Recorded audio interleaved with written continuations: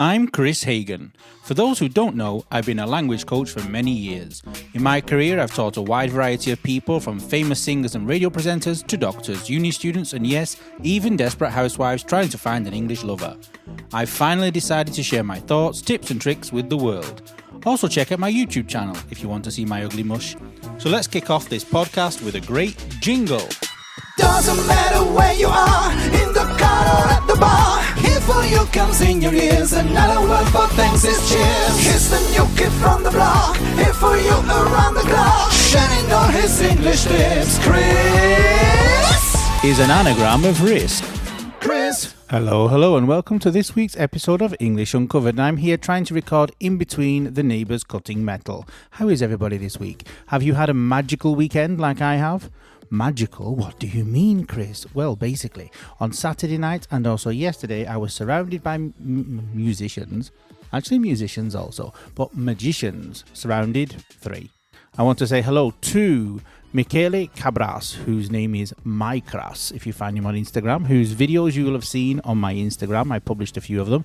Also, Andrew Flowers, Andrea Fiori. I had to say Andrew Flowers, the only way for me to remember. And also Andrea... not Puglia, Calabria, Andrea Calabria, who I met yesterday, who made things appear underneath people's watches in front of our eyes. Do you remember in the past, magicians and witches and things used to get burnt? Now we go and pay tickets to watch them. But anyway, very, very good. And it was the first time I've ever seen magicians up close and personal, not in an intimate way, but quite intimate, very close.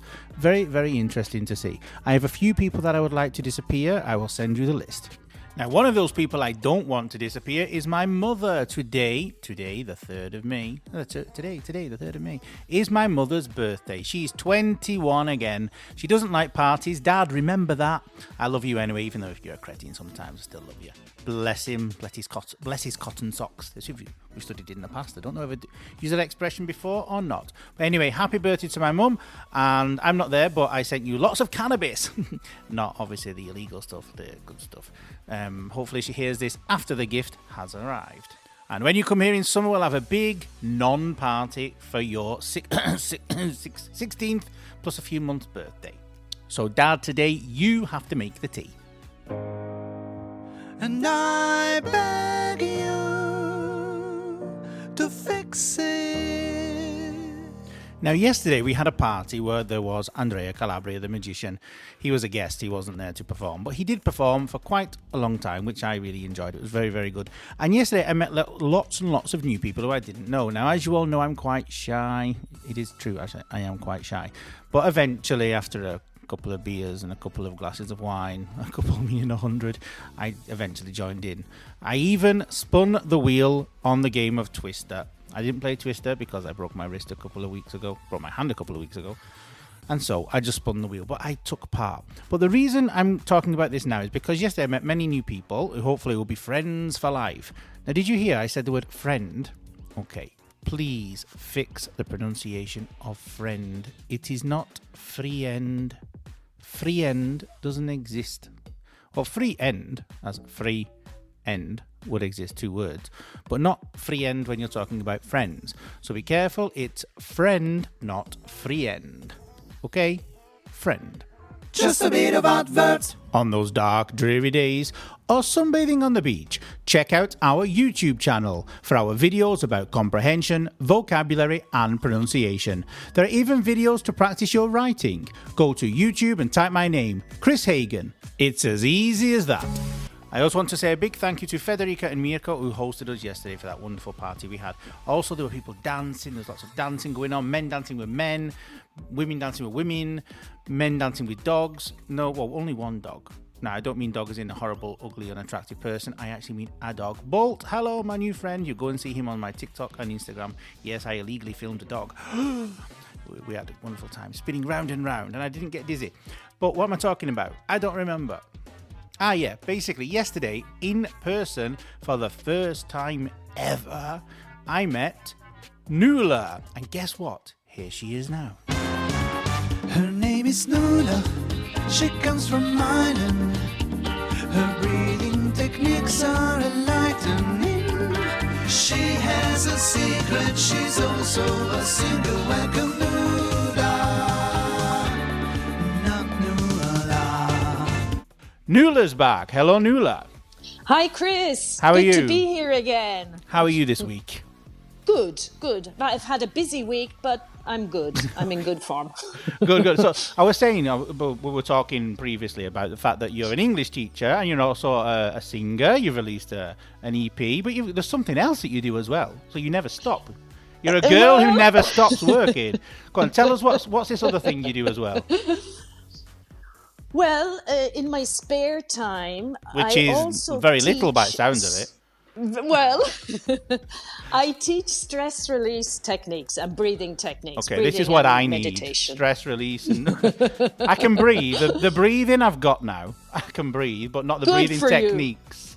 The actual techniques you need to. So what is a breathing and stress techniques teacher, apart from being the longest title in the world to pronounce? what do you actually do? Well, I started doing these techniques in 2000 and 2008.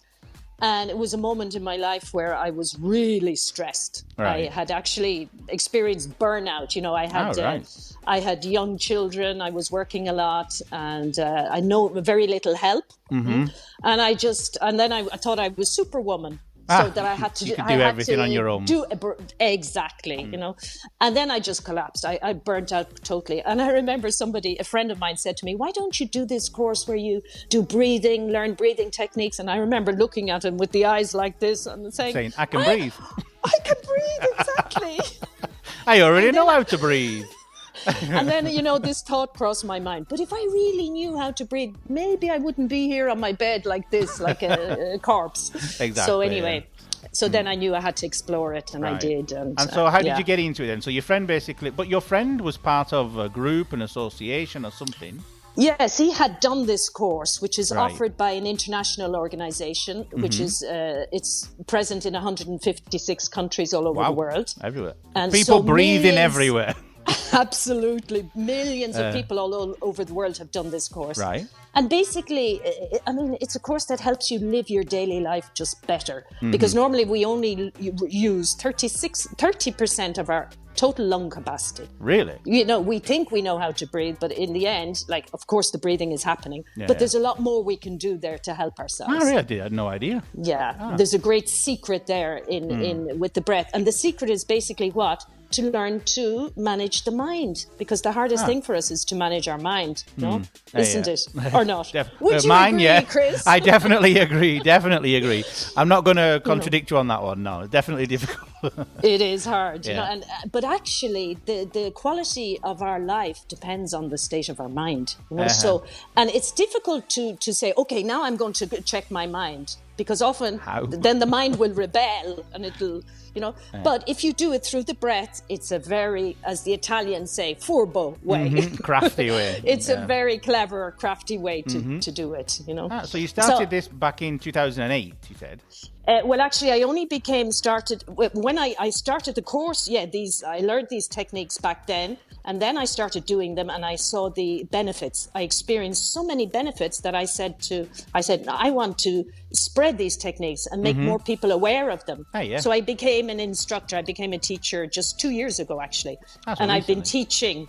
I've been teaching since then. And you can teach these things online as well. Is it possible to teach online? Oh, we've been so busy during lockdown. We've done many courses, helped many people, and they really thanked us, because there was a lot of stress and anxiety, as we know, during the lockdown. And so you teach breathing and stress techniques. So the stress is also managed from the mind, you're saying? Yes, absolutely. Because once you learn to work with the breath, you can manage not only the mind, but also the emotions. Right. But the thing is, you need energy to do that, because often, if you've noticed, when we're negative, when the mind is negative, it's because our level of energy is very low. So increasing our level of energy, we learn to increase make the mind more positive. Right. And so you've seen lots of benefits from this personally also then? Absolutely. So, and it's funny, like you say, okay, how can you get energy? How do we increase our energy? Because normally we think of food, Red Bull. sleep. There's many ways. Red Bull, exactly. My breakfast Espresso. every morning. Yeah, our coffee, all of that is it's true. It's normal that it gives us energy. But actually, the most important source of energy, which we normally don't consider, is our breath.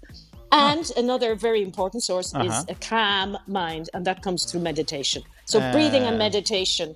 I need to learn both of these things. You need to teach me both of these things.